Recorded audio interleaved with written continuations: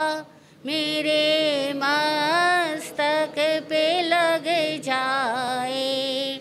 मैं ना सोचूं ना कुछ समझूं, मैं ना सोचूं ना कुछ समझूं, गुरु ज़ेहन में बस जाए, गुरु ज़ेहन में बस जाए। गुरु के ज्ञान का टीका मेरे मस्तक पे लग जाए, मेरे मस्तक पे लग जाए। अरहंत वीतराग परमात्मा आत्मज्ञानी सद्गुरुदेव आगम वाणी को भाव वंदना। सृष्टिगत समस्त षड्जीवनी कायों के प्रतिपल प्राप्त हो रहे सहयोग के लिए आभार आभार आभार। उपस्थित भव्य आत्माओं की भव्यता को प्रणाम। वर्षावास का प्रथम दिवस, गुरु पूर्णिमा का पावन अवसर, गुरु के ज्ञान में दीक्षित होने का शिष्य का पवित्र संकल्प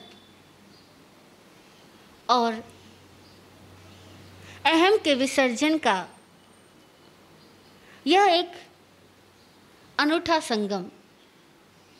इस पावन दिवस की आप सबको बहुत बहुत शुभकामनाएं और सद्गुरुदेव से यही प्रार्थना कि चतुर्विध संघ पर उनकी ज्ञान कृपा बरसे, हम सबके भीतर के सारे कल्मश, दोष, मनोमालिन्य, विकार, कमजोरियां और विसंगतियां दूर हो जाए।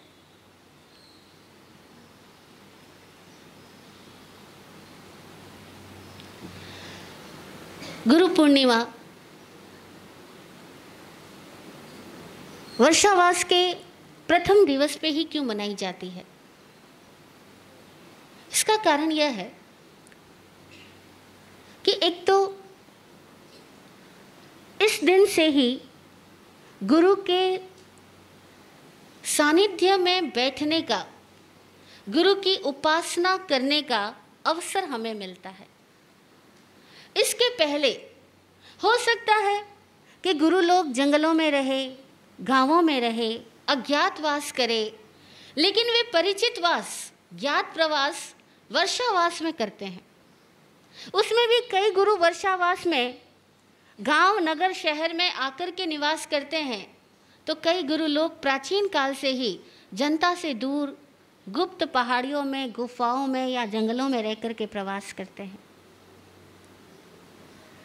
इस दुनिया में अनेकों तरह की गुरु शक्तियां हैं, अनेकों तरह के गुरु लोग हैं। कितने ही गुरु लोग बोल करके ज्ञान देते हैं, तो उससे कई गुना अधिक गुरु लोग ऐसे हैं जो बिना बोले ज्ञान देते हैं, जो प्रकट भी नहीं होते, लेकिन अप्रकट रूप से अपनी आत्मा के तेज को इतना बढ़ाते हैं कि पूरी विश्व की आत्माओं का तेज, ज्ञान और स्तर, आध्यात्मिक स्तर बढ़ने लग जाता है। हमें पता भी नहीं कि हमारे ऊपर काम करने वाली न जाने कितनी महान आत्माएं हैं। हम में से हर किसी को लगता होगा कि मैं हूं, लगता है ना, मैं हूं, जो मेरा नाम है, जो मेरा शरीर है, जो मेरी दैहिक पहचान है, बस वही तो कुछ मैं हूं। लेकिन सत्य बड़ा विचित्र है और इस सत्य के कई सारे तल है, कई सारे आयाम हैं, कई सारे कोण हैं, अनेक कोण हैं। अनेक अंत है, अनेकांत है। और अनेकांत सत्य हमें यह कहता है कि जो दिखलाई पड़ता है वह बहुत छोटा सा अस्तित्व है, बहुत थोड़ा सा अस्तित्व है। जो नहीं दिखलाई पड़ता वो विराट है। आपने देखा होगा कई महासागरों के अंदर कुछ टापू होते हैं, और ऐसे अनेकों देश है जो टापुओं के रूप में ही हैं, जहां 40-50 टापू मिलकर के एक देश का निर्माण कर रहे हैं। कहीं कहीं एक आध टापू है और वही टापू देश है। इस विश्व के मानचित्र पर देखो, वे टापू जो सागर से कुछ ऊपर उठ आए हैं, जहां जमीन दिखलाई पड़ती है, वे बहुत छोटे हैं। और विशाल सागर के बीच में उनका अस्तित्व शायद हमारे पूरे शरीर में मौजूद एक छोटी सी बिंदी जितना भी नहीं है। अगर बहनों ने बिंदी लगाई सिर पे, वो बिंदी का एक अस्तित्व कितना छोटा है। इतना छोटा अस्तित्व उस टापू का, बाकी सारा हिस्सा पानी में डूबा हुआ।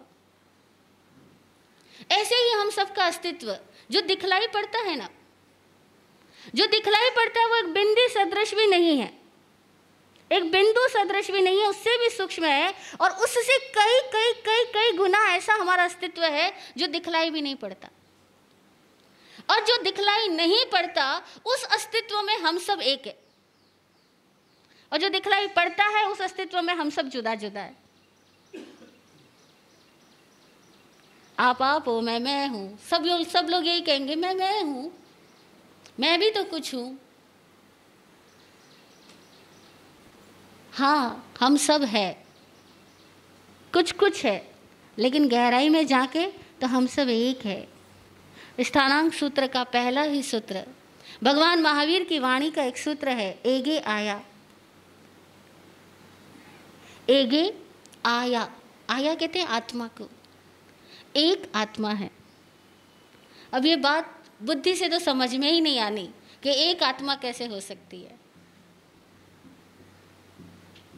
हम सब की आत्माएं जुदा जुदा है, एक आत्मा कैसे हो सकती है। और वीतराग प्रभु बोलते हैं तो मिथ्या तो हो ही नहीं सकता। वीतराग वाणी, सूत्रों की वाणी, आगम वाणी कहती है कि एगे आया, आत्मा एक है। दिखलाई पड़ने वाली जगती में सब जुदा जुदा दिखते हैं, लेकिन गहराई में सब के सब एक है। जिन्होंने इस एकत्व को महसूस कर लिया वे इस दुनिया में गुरु कहलाते हैं। और जो अभी तक छोटे छोटे अहंकार को लेकर के जुदा जुदा बने बैठे हैं वे सब लघु कहलाते हैं। दो ही तो शब्द है, एक गुरु और दूसरा लघु। गुरु और लघु, लघु कहते हैं छोटे को, गुरु कहते हैं भारी को, बड़े को। जो बड़ा है, जो भारी है, जिसमें भार ग्रहण करने की क्षमता है, जो सबके साथ जुड़ा हुआ है, सबको महसूस कर सकता है, वह गुरु। और हम जितना ज्यादा महसूस कर सकते हैं, जितनी ज्यादा आत्माओं को अपने साथ महसूस कर सकते हैं, हम उतने गुरु हो जाते हैं। और हम जितने ज्यादा संकीर्ण होते जाते हैं, जितना हम स्वार्थी होते जाते हैं, जितना हम अहंकारी होते जाते हैं, उतने उतने हम लघु होते चले जाते हैं। अब बड़ी उल्टी बात है, अब एक उल्टी बात है, क्योंकि सत्य विचित्र है तो थोड़े विरोधाभास भी लगता है इसमें। अब एक बात हमने कही कि वे लघु है जो स्वार्थी है, वे लघु है जो अहंकारी है, वे गुरु है जो सबके साथ जुड़े हुए हैं, जो विराट है। अब दूसरी बात देखो कि जो भारी है, जो गुरु है, वह एकदम हल्का है, ऊपर उठता है। और जो लघु है वो इतना भारी है कि नीचे गिरता है तो वो लघु, लेकिन इतना भारी है उसका अहंकार कि उसको पतन में ले जाता है, नीचे बिठा देता है। और जो गुरु है वो इतना हल्का है कि ऊपर उठ जाता है, जैसे हवा। और बड़ी विचित्र बात देखो, हवा के साथ, हवा कितनी हल्की है, हमेशा ऊपर उड़ती है। लेकिन इस हवा को अगर किसी पहिए में डाल दिया जाए तो वो पहिया, वैसे तो वो पहिया बहुत वजन को बिल्कुल भी नहीं उठा सकता, थोड़ा भी वजन को नहीं उठा सकता, लेकिन पहिए में हवा भर दो, टायर में हवा भर दो, ट्यूब में हवा भर दो और उसके बाद उस ट्यूब को चलाओ, ट्यूब पे गाड़ी चलाओ और गाड़ी में कितना भी वजन रख दो और जरा हवा निकल जाए, फिर गाड़ी में वजन रखो, गाड़ी ठप। थोड़े विरोधाभास से जो एकदम हल्का है वो सबका भार उठा सकता है और जो एकदम लघु है वो इतना भारी है कि नीचे ही गिर जाता है, ना खुद का भार झेल सकता है ना किसी अन्य का भार झेल सकता है। ये गुरु तत्व के साथ बड़े विचित्र विचित्र अनुभव बहुत जीवों को होते हैं। कई लोग ऐसे भी हैं इस दुनिया में जिन्होंने भौतिक रूप से इस शरीर में किसी गुरु को नहीं पाया, लेकिन अपने भीतर मानसिक जगत में बहुत गुरु शक्तियों को अनुभव किया और आध्यात्मिक यात्रा प्रारंभ भी कर दी और बहुत शिखरों तक पहुंच भी गए। यानी गुरु उनके सामने दैहिक तल पे नहीं थे, लेकिन गुरु उनके साथ में हमेशा बने रहे और वे गुरु के साथ बने रहे। तो कई ऐसे लोग भी थे और रहेंगे कि गुरु उनके सामने होते हैं, फिर भी वे गुरु के साथ कभी नहीं जुड़ते और ना गुरु उनके साथ में बन पाते हैं, और वे लोग गुरु के साथ रह कर के, गुरु के सामने रह कर के भी हमेशा गुरु से दूर ही बने रह जाते हैं, जिंदगी में कभी गुरु को नहीं भेंट पाते। अब ये भी विचित्रता है। ऐसा क्यों होता है? तो कारण अनेकांत है, लेकिन एक बात कहें तो यह है कि हम गुरु को पहचान नहीं पाते, गुरु को पुकार नहीं पाते और गुरु का आह्वान नहीं कर पाते। हमने अपनी ज़िंदगी में बहुत चीज़ों का आह्वान किया होगा, बहुत चीज़ों की कॉलिंग की है, बहुतों को पुकारा है, बहुत लोगों को चाहा है। किसी ने बेटा चाहा, किसी ने पत्नी चाही, किसी ने प्रेमिका चाही, किसी ने भाई चाहा, किसी ने माता पिता चाहे, लेकिन कितने लोग हैं जिन्होंने दिलो जान से गुरु को पुकारा? शायद जितनी कोई बहन भाई न होने पर भाई के लिए रोती होगी, जितनी कोई स्त्री पति के चले जाने के बाद पति के लिए रोती होगी, जितना कोई पिता पुत्र संतान न मिलने पर संतान के लिए तड़पता और कलपता होगा, ऐसा कोई है जो गुरु के लिए तड़पता हो, जो गुरु को पुकारता हो, जो गुरु का आह्वान करता हो, जो गुरु तत्व की मांग करता हो? ऐसा कोई है? नहीं हो पाते हम।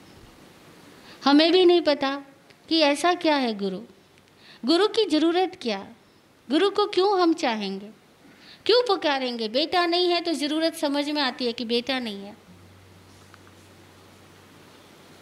पत्नी नहीं है, पति नहीं है, संतान नहीं है, धन नहीं है, कोई प्रेम करने वाला नहीं है, तो हम उनको तो पुकार सकते हैं, लेकिन गुरु को कोई क्यों पुकारेगा? पुकारा कभी आपने? पुकारा? नहीं पुकारा, क्योंकि ज़रूरत क्या ये भी नहीं पता हमें। गुरु की ज़रूरत क्या है? गुरु एक वह व्यक्ति है, वह शख्सियत है जो परमात्मा को जीता है और हम सोई हुई आत्माओं के परमात्मा को जगा सकता है। गुरु की ज़रूरत भौतिक चीज़ों के लिए नहीं है। यद्यपि लोग गुरु के पास भी जाते हैं तो इसी कामना से जाते हैं कि गुरु का आशीर्वाद मिल जाएगा तो संतान हो जाएगी, गुरु का आशीर्वाद मिल जाएगा तो धन वृद्धि हो जाएगी, गुरु का आशीर्वाद मिल जाएगा तो परिवार में सुख शांति हो जाएगी। लेकिन हकीकत ये है कि गुरु इन चीज़ों के अवेलेबल कराने के लिए नहीं है। गुरु तो हमें साक्षात गुरु बनाए, परमात्मा बनाए, इसके लिए है। पर हमारी आंखें अपनी शुद्र आकांक्षाओं से कभी ऊपर उठ ही नहीं पाती। हमारे दिलो जान में केवल अपनी इच्छाओं की तृप्ति की लालसा ही रहती है, इसके सिवाय गुरु के ज्ञान की मांग नहीं जागती। पर जागती है, किसी किसी में जागती है। और जिन कुछ लोगों में गुरु के ज्ञान की आकांक्षा जागती है, वे फिर गुरु का ज्ञान का आह्वान करते हैं, बोलते हैं, पुकारते हैं, गाते हैं, कहते हैं, गुरु जी मेरे घट में करिए वास, गुरु जी मेरे घट में करिए वास। घोर अंधेरा है ज्योत जगा दो, घोर अंधेरा है ज्योत जगा दो, चरण पढ़ूं मैं दास, गुरु जी मेरे घट में करिए वास, गुरु जी मेरे घट में करिए वास। घोर अंधेरा है, भीतर में झांक के देखो, अंधेरा ही अंधेरा है, घोर अंधेरा है, ज्योत जगा दो। ज्योत जगाने के लिए गुरु है। गुरु हमारे सारे दोषों से हमें दूर करता है। सवाल है कैसे करता है? एक तरीका है, पहले जरा हम गुरु को समझ ले। गुरु शब्द का अर्थ होता है, एक अर्थ है भारी, दूसरा अर्थ है गुरु, रूह एक गुण। गुरु यानी रूह एक गुण, आत्मा के गुणों का नाम है गुरु। गुरु यानी गुण पिंड, गुणों का पिंड है गुरु। गुरु वह इंसान है जो इस इंसानी जिस्म के अंदर अमृत तत्व को अनुभव कर चुका है और जो साक्षात परमात्मा को अपने भीतर लिए जीता है साधारण आदमी की तरह। इसीलिए वह एक सेतु है, वह एक नौका है। एक सेतु क्यों? क्योंकि वह दो के बीच में है। एक तो हम जैसे शूद्र लोगों के बीच में है, एक वो परमात्मा के साथ है और वो दोनों से कनेक्ट है। वो भीतर में परमात्मा से जुड़ा हुआ है, बाहर में हमारे जैसा साधारण इंसान है। वो भीतर में विराट है और बाहर में अपनी देह की सीमाओं में कैद है, दैहिक कमजोरियों के साथ भी है और भीतर में वितराग है। अब दोनों को वो साथ जीता है, इसीलिए वह गुरु है, वह सेतु है। देव, गुरु और धर्म, इन तीन तत्वों के मध्य में है गुरु। देव, धर्म और गुरु। गुरु मध्य में है। गुरु है जो धर्म को का ज्ञान कराएगा, गुरु है जो देव तक हमें पहुंचाएगा। अब एक सवाल कि गुरु एक होता है या अनेक होता है? आप बताएंगे? गुरु एक या गुरु अनेक? गुरु एक कौन? गुरु एक तो कौन? अब आप हैरानी में पड़ जाओगे। गुरु एक तो कोई कहेगा मेरे गुरु ए आचार्य, कोई कहेगा मेरे गुरु बी आचार्य, कोई कहेगा मेरे गुरु सी आचार्य। नाम मैं नहीं ले रही, किसी का भी नाम हो, 26 लेटर्स में से किसी एक से स्टार्ट होने वाला है, तो हम सारे लोगों ने कितने सारे गुरु बनाएंगे और फिर हम सब कंफ्यूज हो जाएंगे। कोई कहेगा मेरा गुरु बड़ा है, कोई कहेगा मेरा गुरु बड़ा है। क्यों बड़ा है? क्योंकि मेरे गुरु के इतने फॉलोअर्स हैं। अब यहाँ तो फिर से एक कंपटीशन आ गया। दुनिया में पैसों को लेकर कंपटीशन आता था या गुरुओं के नाम को लेकर के कितने उनको मानने वाले फॉलोवर्स है, कितने उनके संप्रदाय भक्त है, कितने उनके समर्पित भक्त है, वो फिर से एक नया कंपटीशन आ जाता है। अब ये इस तरह की बातों में पूरा समाज सदैव उलझा हुआ रहता है, जान ही नहीं पाता कि गुरु क्या है। इसीलिए इस तत्व को, इस सवाल को समझने की आवश्यकता है हमें कि गुरु एक या गुरु अनेक। तो देखो, जैन दर्शन अनेकांत बात करता है, या हम किसी भी बात को एकांततः नहीं कह सकते। एक ही शब्द में हाँ में नहीं कह सकते, ना में नहीं कह सकते, एक में नहीं कह सकते, अनेक में नहीं कह सकते। क्योंकि जब भगवान महावीर स्वामी से पूछा गया कि भगवान आप एक हो या अनेक हो, भगवती सूत्र में वर्णन आता है कि भगवान महावीर स्वामी से पूछा गया कि भगवान आप एक हो या अनेक हो, तो भगवान ने कहा मैं एक भी हूँ और अनेक भी हूँ। तो गुरु एक भी है और गुरु अनेक भी है। गुरु एक कैसे? कि जिसके भीतर भी गुरु तत्व जागा, वे सारे ही गुरु लोग एक ही होते हैं, अलग अलग नहीं होते। जैसे जो जो दीपकों में ज्योति जग गई, वो सारी ही ज्योतियाँ आपस में एक ही होती है। ज्योति ज्योति में कोई भेद नहीं होता है, भेद तो दीपक के आकारों में होता है। इस अपेक्षा से कहा जाए तो आज दिन तक इस दुनिया में जिन इंसानों के भीतर में गुरु तत्व जागृत हुआ, यानी जिन इंसानों की आत्माओं ने परमात्मा को महसूस किया, वे सारे ही गुरु एक ही है। सारे ही सिद्ध एक ब्रह्म बस अंतर ज्योति जगाऊं।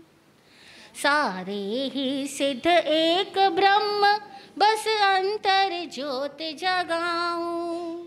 बिंदु में सिंधु अनंत की गाथा गाऊं। बिंदु में सिंधु अनंत की गाथा गाऊं। सारे ही सिद्ध एक ब्रह्म है, एक आत्मा है। सारे ही सिद्ध एक ब्रह्म बस अंतर ज्योत जगाऊं। मेरा संकल्प तो अंतर की ज्योत जगाने का है। बिंदु में सिंधु अनंत, जरा ध्यान दीजिएगा, सिंधु में बिंदु अनंत, बुद्धि को बात समझ में आ जाती कि एक सागर है, उसमें कितनी पानी की बूंदें हैं, तो हम कहेंगे भैया अनंत है, गिन नहीं सकते। सिंधु में बिंदु अनंत तो आसानी से समझ में आ जाता, लेकिन पूज्य विराट गुरु जी कह रहे हैं कि बिंदु में सिंधु अनंत, बिंदु में सिंधु अनंत की गाथा गाऊं। हम किसकी महिमा गा रहे, किसकी गाथा गा रहे? एक सागर में अनंत बूंदे, उसमें महिमा वाली क्या बात हुई? लेकिन एक बूंद में अनंत सागर है। अरे एक बूंद में अनंत सागर, बिंदु में सिंधु अनंत। हकीकत यही है कि एक भी गुरु है तो उसमें सारे गुरु है, और सारे गुरु मिलके भी एक गुरु है। एक माही अनेक राजे, अनेक माही एक कम। एक अनेक की नाही संख्या, नमो सिद्ध निरंजनम, नमो सिद्ध निरंजनम। यह एक सत्य, एक माही अनेक राजे, अनेक माही एक कम। यहाँ एक में अनेक, अनेक में एक है, एक अनेक की कोई संख्या ही नहीं है। ऐसे नमो सिद्ध निरंजनम।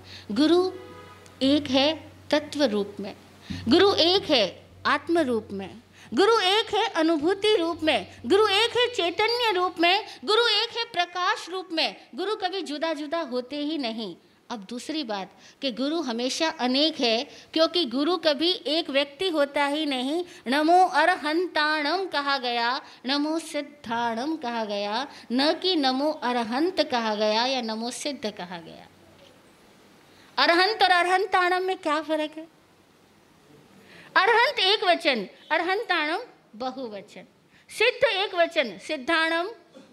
आचार्य एक वचन, आयर्य एक वचन, आयर्यानम बहुवचन। नमो उवज्झाय नहीं कहा, नमो उवज्झायानम कहा। उपाध्यायों को नमन, नमो लोए सव साहुणम। तो गुरु कितने? जैन दर्शन पंच गुरु की बात करता है, पंच परमेष्ठी की बात करता है, और पांचों ही पद अनेक है, बहुवचनांत है। तो गुरु कितने हो गए? अनेक हो गए। भारतीय संस्कृति में एक महर्षि दत्तात्रेय हुए हैं। दत्तात्रेय का नाम सुना होगा आपने। दत्तात्रेय ऋषि कहा करते थे कि मेरे 24 गुरु हैं, और उन 24 गुरुओं में से एक गुरु उनका कुत्ता भी था। वो कहते मेरे कुत्ते से वफादारी सीखी, कुत्ते से मैंने ये सीखा कि कितनी भी डांट पड़ जाए तो भी अपने मालिक को नहीं छोड़ना। गुरु मेरा कुत्ता भी है। वो प्रकृति के इतने सारे तत्वों से ज्ञान ले रहे थे, उन्होंने जिस जिस से ज्ञान लिया, जिस जिस से गुण लिए, वो सब हमारे गुरु। अब अगर गुण लेने वाली नजर है तो सर्वत्र गुरु है, और दोष देखने वाली नजर है तो सर्वत्र गुरु है ही नहीं। गुरु कहाँ है? ध्यान दीजिएगा, गुरु शरीर में नहीं होता, गुरु गुणों में होता है। और जिसकी नजर गुण देखने वाली है उसके लिए हर एक निमित्त में गुरु है, हर एक निमित्त ही उसका गुरु है। नमी राजर्षि ने हाथ में पहने जाने वाली कंगनों की और चूड़ियों की आवाज से प्रतिबोध पा लिया, तो उनके लिए गुरु कौन हो गया? वो कंगन, वो चूड़ियाँ। एक व्यक्ति ने आम के वृक्ष में से एक आम को देख करके ज्ञान पाया, उसके लिए गुरु कौन हो गया? आम। एक ऐसा मुनि हुआ जैन शासन में जिसने एक बैल को बचपन से बुढ़ापे में जाते हुए देखा और बूढ़े बैल को देख करके प्रतिबोध और वैराग्य पा लिया, उसके लिए गुरु कौन हुआ? वो बूढ़ा बैल। गुरु कौन है? बड़ी गजब की बात, जो निमित्त हमारी चेतना को जगा दे, झकझोर दे, हमारे को अपने आत्म स्वरूप का बोध करा दे, वह हर निमित्त हमारे लिए गुरु बन जाता है। सीखने वाला जीव हर जगह से सीखता है। जब हम छोटे थे, नर्सरी क्लास में सबसे पहले स्कूल में एडमिशन जब हमने लिया था, तब हमको ए फॉर एप्पल सिखाने वाले जो टीचर है ना, जो शिक्षक है, वो भी हमारे लिए आदरणीय है। और आज आप सीए बन गए, डॉक्टर बन गए, इंजीनियर बन गए, वकील बन गए, और भी बड़ी बड़ी पोस्ट पे आ गए। और उन सब के बीच में कितने लोगों से हमने कितना कुछ सीखा। जिनसे भी हमने सीखा वे सब हमारे लिए आदरणीय है, सब शिक्षक है, सब गुरु रूप है। और अल्टीमेट गुरु वह है जो आपको गुरु बना दे। अल्टीमेट गुरु वह है जो दूसरे जीव के भीतर रहे हुए परमात्मा को उघाड़ना सिखा दे, जो हमारे दोषों को दूर करके हमारे ही भीतर मौजूद परमात्मा को जगा दे।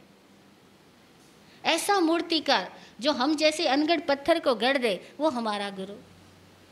जिसके पास जाकर के हमारे अंदर ट्रांसफॉर्मेशन हो जाए, हम बदल जाए, वो गुरु। और हम बदलते हैं, बस अपने आप को बांधना बंद करें, रोकना बंद करें, पकड़ना बंद करें। इसीलिए गुरु दक्षिणा में क्या मांगता है? गुरु कहता है अपनी पकड़ छोड़।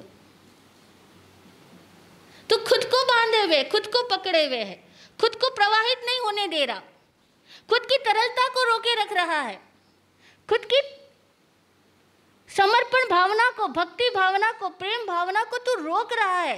तो जो तत्व तेरे भीतर के प्रेम को रोक रहे, जरा उनको समर्पित कर दे। गुरु को क्या चाहिए? सतगुरुवर नहीं लोभी किंचित, सतगुरुवर नहीं लोभी किंचित, वह तो फूल समर्पण सिंचित,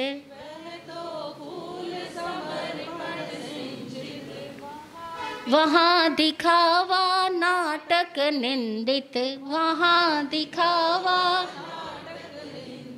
समकित सत की शान रे, समकित सत की शान रे। सतगुरुवर नहीं लोभी किंचित, सतगुरु को कोई लोभ नहीं, कोई लालच नहीं। वो किसी आदमी के दाम को देख करके उसका मान नहीं रखते।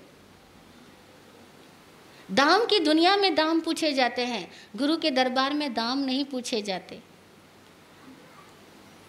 सदगुरु को कोई स्वार्थ ही नहीं, उसको क्या चाहिए?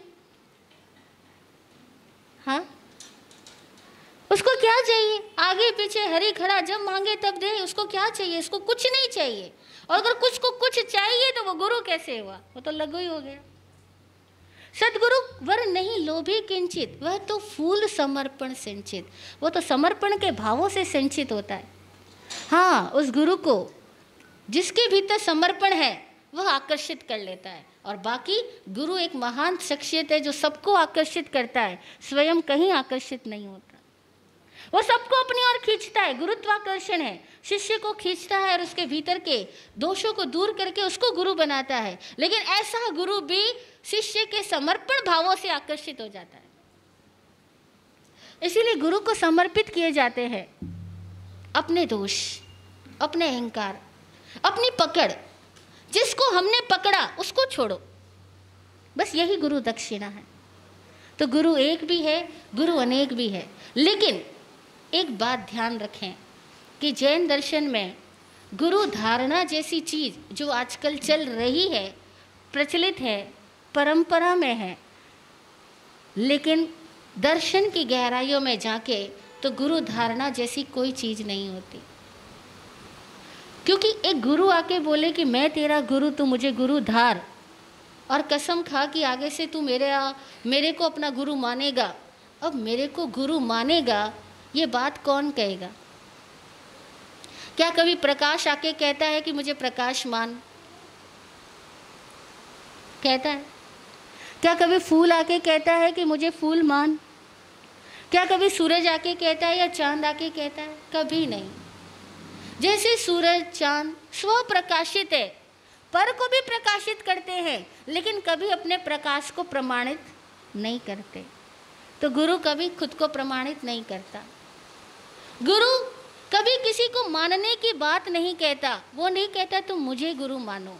और जहाँ तक गुरु धारणा की बात है, लोग कहते हैं हम इनको गुरु मानते हैं, वो शिष्य की तरफ से बात है, गुरु की तरफ से कोई बात नहीं है। गुरु की तरफ से कोई बात नहीं है कि तुम मुझे मानो। शिष्य की तरफ से बात है कि गुरुदेव आपकी आज्ञा मेरा जीवन, आपकी आज्ञा मेरे लिए आगम, आपकी आज्ञा मेरे लिए शास्त्र। वो शिष्य की तरफ की बात है, गुरु की तरफ से ऐसी कोई बात नहीं होती। इसीलिए जो गुरु मनवाता है वह तो अभी लघु है, और जो गुरु है ना वो इतना सरल है कि वो किसी को कुछ मनवाने ही नहीं चाहता। गुरु को धारणा से ज़्यादा महत्वपूर्ण है गुरु को पहचानना। आत्मज्ञानी श्री विराट गुरु जी कहते हैं कि गुरु को धारो मत, गुरु को पहचानो। गुरु को पहचानो उसकी निर्लोभ वाणी से, गुरु को पहचानो उसके दिव्य अतिशय से, गुरु को पहचानो उसकी मौन पर्युपासना में बैठ करके। मौन होकर उसके पास बैठो, और उसके पास बैठने से तुम्हारे भीतर कुछ घटित होगा, भीतर कुछ बदलेगा। और इतना गजब है कि किसी चैतन्य के महासागर के पास हम बैठें तो हो ही नहीं सकता कि उसकी चेतना के कण हमारी चिति को ना जगाए, हमारी संज्ञान को ना जगाए। जैसे कोई व्यक्ति गुलाब के उद्यान में बैठ कर के कह ही नहीं सकता कि मुझे गुलाब की खुशबू मेरे नासापुटों में नहीं आ रही, मेरे प्राणों में नहीं जा रही, जाएगी। ऐसे ही जो गुरु के पास बैठा है ना, गुरु की दिव्य चेतना के चितिकण हमारी चेतना को जगाएंगे। गुरु को पहचानना, जिसके पास जाकर बैठने से हृदय में संगीत जगे, जिसकी वाणी सुन करके सिर झुकाना ना पड़े, सिर झुक जाए, वह सद्गुरु का स्थान है। और ऐसे सद्गुरु के पास अगर किसी व्यक्ति का समर्पण घटित हुआ है तो उसका एक पहचान होगी कि जो एक को झुका वो सबको झुका। जे एगम नामे से बहुम नामे, जिसकी आंखों ने गुरु तत्व को एक में देखा, उसकी आंखों ने सब में रहे हुए गुरु तत्व को देखना सीख लिया। और अगर हम कहें कि हमें एक में दिखाई पड़ा लेकिन सब में दिखाई नहीं पड़ता, तो वस्तुतः हमें एक में भी दिखलाई नहीं पड़ा। क्योंकि जिसके कानों ने सुनना सीखा है तो वो सब कुछ सुन सकता है। जिसकी आंखों ने देखना सीखा है, अगर देखना सीखा है तो वो सब कुछ देख सकता है। तो जिसको झुकना आया है, जिसने गुरु तत्व को पहचाना है, तो वो सब में रहे हुए गुरु तत्व को पहचान सकता है। इसीलिए जो लोग गुरु के नाम पर झगड़े फसाद करते हैं, भेदभाव करते हैं, पार्टी पॉलिटिक्स करते हैं, हकीकत में ये वे लोग हैं जो अभी तक नेत्रहीन है, चक्षुविहीन है, कर्णविहीन है, जिनके प्राणों में अभी गुरु का संगीत नहीं गूंजा, जिनकी आंखों में अभी गुरु का दर्शन नहीं आया।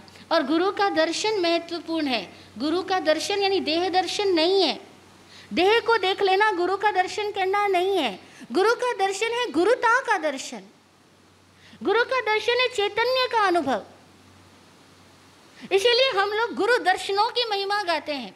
युगों युगों से भारतीय संस्कृति में गुरु दर्शन की महिमा है, लेकिन वो किस गुरु दर्शन की महिमा है? हम लोग फिर गफलत में आ जाते हैं। हम सोचते हैं घर से निकले, गुरु के शरीर को प्रणाम कर आए तो गुरु दर्शन हो गए। गुरु के चैतन्य का अनुभव हुआ तो गुरु दर्शन हुए। और बड़ी विचित्र बात कि हमारे यहाँ पर शिष्य गुरु से ही मांग करता है कि गुरुदेव दर्शन दीजिए।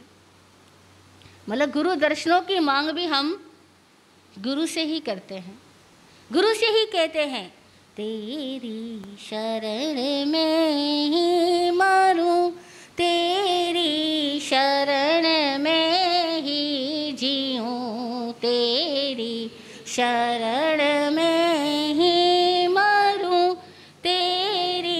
शरण में ही जीऊं, गंगा किनारे बैठ कर फिर कूप का जल क्यों पीऊं, गंगा किनारे बैठ कर फिर कूप का जल, मैं हूँ बड़ा चित भ्रम प्रभु में, तुम ही चिकित्सा कीजिए, तुम ही चिकित्सा कीजिए, गुरुदेव दर्शन दीजिए, गुरुदेव दर्शन, गुरुदेव दर्शन दीजिए, गुरुदेव दर्शन दीजिए। गुरुदेव दर्शन दो, गुरु से मांग रहे गुरुदेव दर्शन दो। वो दर्शन बाहरी दर्शन नहीं, वो है अंतरात्मा में रहे हुए परमात्मा के दर्शन। वो बिना गुरु कृपा से संभव नहीं होते। नयन बिना पावे नहीं, बिना नयन की बात। श्रीमद् राजचंद्र जी कहते हैं कि नयन बिना पावे नहीं, बिना नयन की बात। सेवे सतगुरु चरण को सो पावे साक्षात। सदगुरु के चरणों में आकर के ही वे नयन मिलते हैं, जिनसे कि उन नयनों की बात जानी जाती है जो कि इन नयनों से नहीं जानी जा सकती। इसीलिए गुरु से हम दृष्टि का दान मांगते हैं। वर्षावास का प्रथम दिवस, गुरु पूर्णिमा का पावन अवसर, हम सब आज गुरु का आह्वान करें अपने भावों से, अपने प्राणों से, और गुरु से दृष्टि मांगे कि गुरुदेव दृष्टि देना। सिद्धा सिद्धिम मम दिशन्तु, सिद्धा सिद्धिम मम दिशन्तु, सिद्धा सिद्धिम मम दिशन्तु। जय हो, जय हो, जय हो।